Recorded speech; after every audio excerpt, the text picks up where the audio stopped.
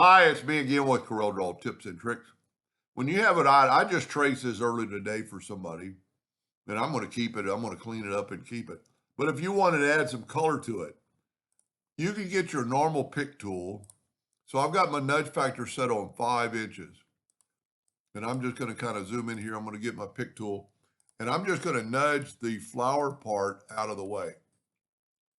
This to me is, unless you have really a lot of little places, this is probably the easiest. The other alternative is to get the freehand pick tool, which I never hardly use because I don't really like it, but it does come in handy in this case.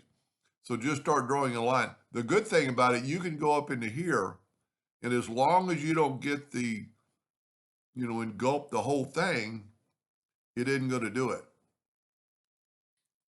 And then move those out of the way. So I did it pretty good on that one. And so, think about when you're doing it, you don't have to be so careful not to touch, trying to get it back, not to touch these parts, because as long as you don't engulf 100% of it, see, like I missed that left one right there.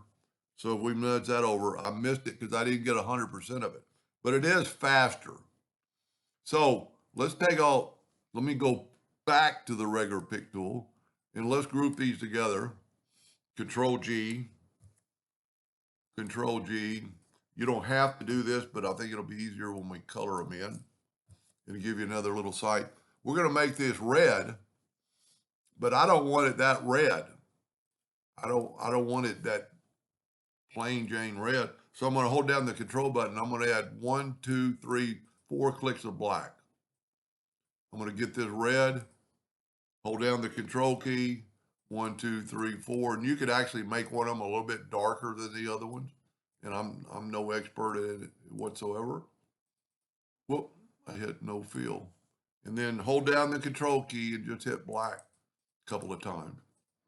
Then you can select all these and make them green, and you can do the same thing. You don't want them all the same, hold down the control, or you want them a little darker, just hit the black a couple of times. And then you can just grab these and nudge them over and you're done. So the freehand pick tool is right underneath the pick tool. I don't use it. I immediately, when I do, I change it back to the regular pick tool. Anyway, hope that gave you a little insight and thank you for watching.